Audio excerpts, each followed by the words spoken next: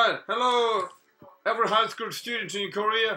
Tonight we're gonna study Korean speaking and writing season 2.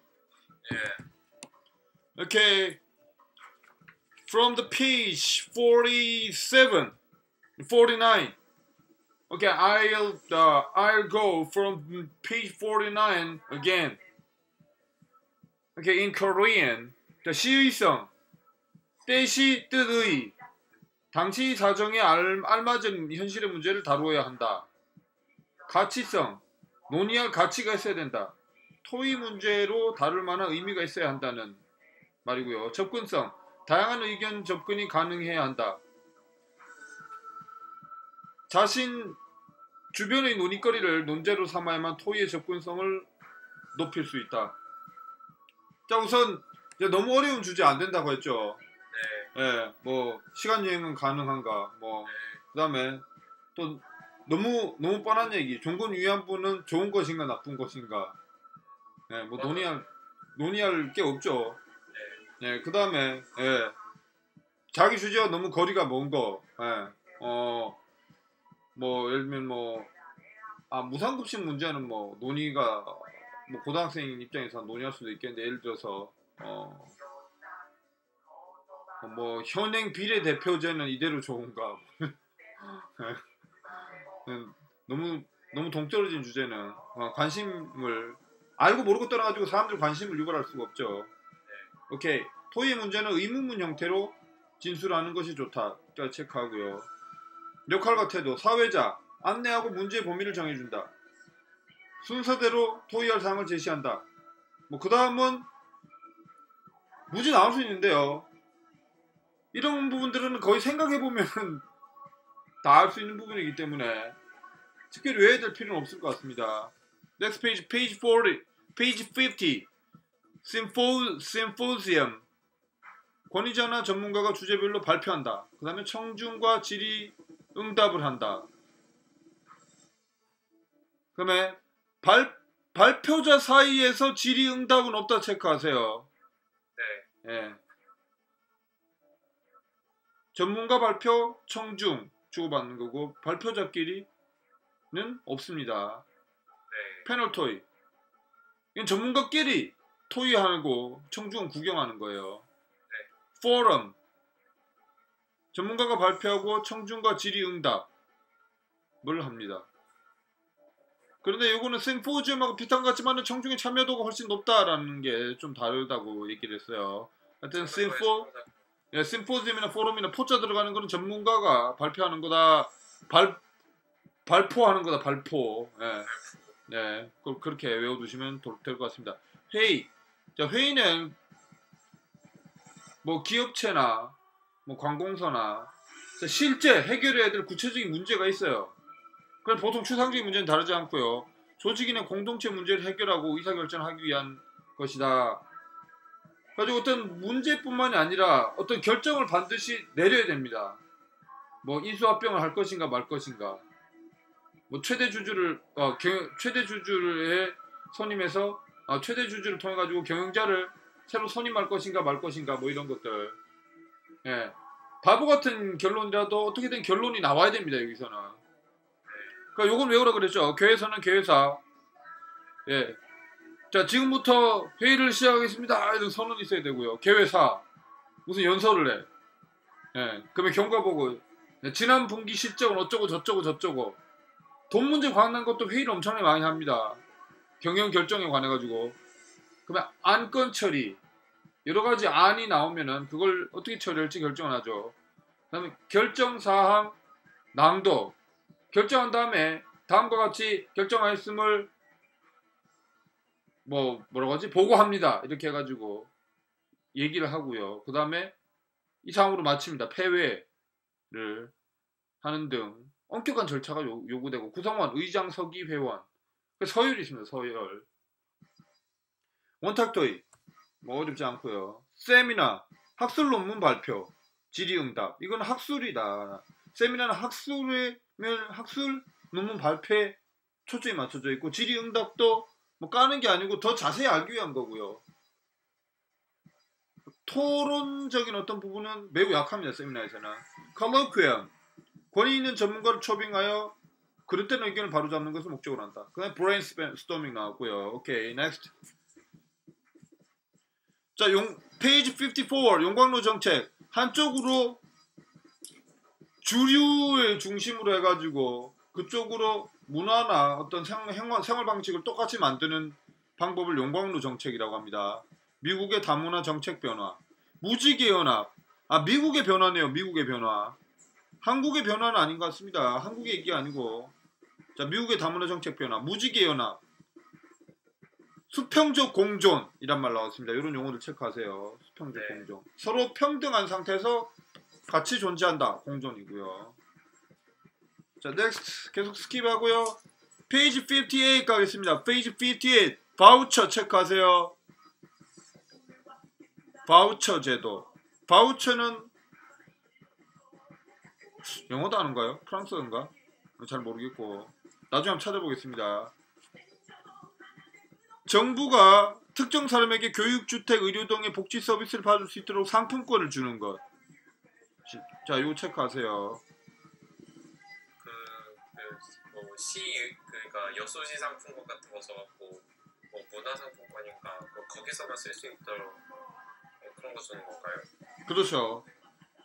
자, 참여자 3이 얘기한 방안, 이런 것도 참고를 알아둘 필요가 있습니다. 저소득층 지원 방법으로서 돈을 주면은 예산이 막 소모되니까 문화상품권 제도로 하면은 좀 타격이 덜하죠. 그래서 문화체육관광부에서 문화 바우처 제도를 시행하여 저소득 청소년들도 문화 혜택을 누릴 수 있게 했습니다. 무료로 문화예술 강사를 파견하기도 했습니다. 뭐 이런 등등. 문화 육성을 위하여 지역마다 우수한 사례를 발굴하여 보급할 예정입니다. 자, 바우처 제도 아까 읽어줬죠? 네. 자, 여기서 하나 짚고 넘어갑시다. 창의 인성 문화교육. 자, 문화교육의 허와시를 보도록 할게요. 교과 교육 말고. 자, 장단점이 있죠. 우선 창의 인성 문화교육의 허점. 자, 미국에서도 한때, 자, 미국에서 사실상 실패한 제도입니다. 이 제도는. 자, 문화 창의 인성 교육을 한답시고 교육을 해가지고 좀 다양한 뭔가 교육을 한다고 했는데 결과적으로 저소득층의 주요 과목, 얘들한테는 영수죠. 영수를 비롯한 교과목 공부가 줄어들었어요. 네. 그럼 다 줄었으면 상관없는데 그동안에 백인 상류층은 영수 중심의 공부를 더욱더 강화한 걸로 통계상 그렇게 나왔다고 합니다. 그래가지고 아무 뭐 의미가 없다 이런 건 아닌데 결국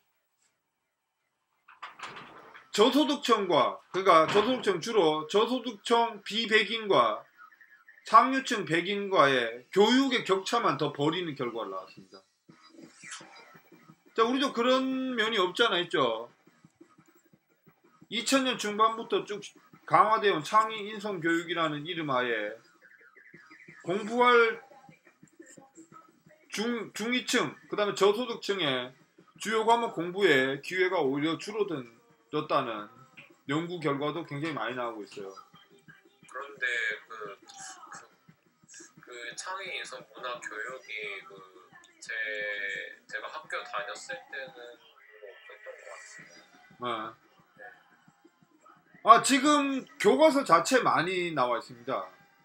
창의 인성 어쩌고 해가지고 수학 책에서도 봤듯이 그뿐만 아니라 지금 솔구는 잘 모르겠지만은 예전에 없었던 창의 인성 어떤 시간들이 중고등학교 많이 투입이 돼 있어요 지금. 그러니까 뭐 직업 체험이라던가. 네. 그런 게 창의 인성. 네. 전에는 그런 게 없었습니다. 그런데 그게 잘 진행이 되면 좋은데 형식적으로 진행이 되고 결국 교과만 공부할 시간만 뺏게 된다는 거죠 결과적으로. 반면에 특목고나 그 다음에 상류층들이 다니는 학교 같은 경우에는 뭐 예를 들면 자사고인 성신고 그런 거 다 빼버리고 교과만 공부에 더욱더 매진하고 있어요. 예, 자사고라든가 특목고들은. 그래서 결국 어떻게 됐냐? 특목고랑 일반고, 그 다음에 또 좀 더 어떤 레벨이 떨어진 일반고, 이들 간의 교육 격차는 더욱 커졌습니다. 네. 자, 그런 부분들은 좀 생각을 해봐야 되겠죠. 물론 좋은 점도 있어요. 어차피 공부 안 하고 사고 치고 말썽부릴 학생들이라면은, 네. 혹은 수포자, 영포자를 대량으로 양산해서 공부를 제대로 안 하는 학교 학생들이라면은 차라리 창의인성을 해가지고 흥미라도 북돋워 주는 게 좋지 않느냐. 뭐 그런 이점은 있을 것 같아요. 그러나 창의인성 교육을 바탕으로 한 어떤 수업 시간 프로그램들이 아직 많이 미흡한 걸로 생각이 됩니다. 오케이, 자, 그 부분 짚고 넘어갔고요. 페이지 56 잠깐 가서요.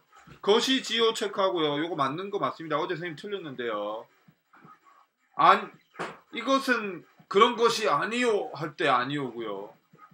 예 아니요 할 때는 요를 써야 된답니다. 예. 그러나 선생님이 이거에 대해서 개인적으로 좀 불만이 많아요. 자, 왜냐면은 선생님 이제 대학교 수업 받을 때 그 교수님 중에 한 분이 이런 얘기를 하셨어요.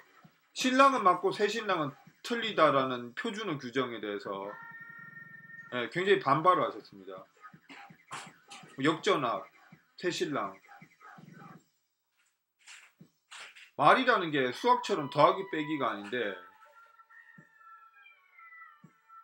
그냥 신랑에 새신자가 있는 거를 알든 모르든 간에 나이든 남편한테도 신랑이란 말을 많이 씁니다.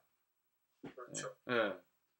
그래서 그거랑 구분하기 위해서 새신랑이란 말을 쓴 게 뭐 그렇게 틀린 말이냐. 그 다음에 막 결혼한 신랑이라는 의미에서 new gentleman 혹은 new groom 이렇게 강조를 해줄 수도 있는 거 아니냐. 그래서 표준어를 남대로 정하는 국립국어교육원입니까? 예, 이 부분에 대해서 굉장히 반발하셨어요. 그 교수님 같은 경우는. 예를 들면 이제 반복되는 문제로 인해 가지고 무조건 표준어가 아니다라고 할 것 같으면은 당구를 치다.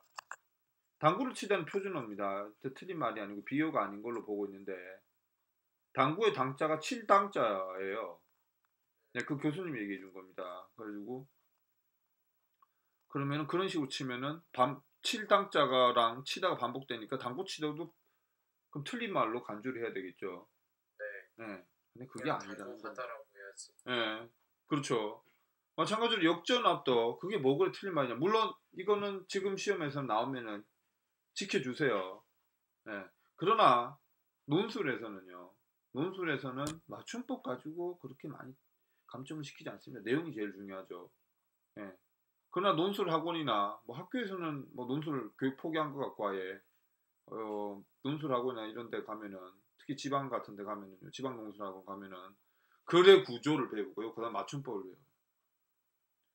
그리고 대부분의 국어 교육과 나오는 사람들이 울산에서는 논술 학원에 일합니다. 맞춤법을 잡아주는 것 말고는 다른 건 잘 몰라요. 지식이 없거든. 사회 전반에 대해서. 예.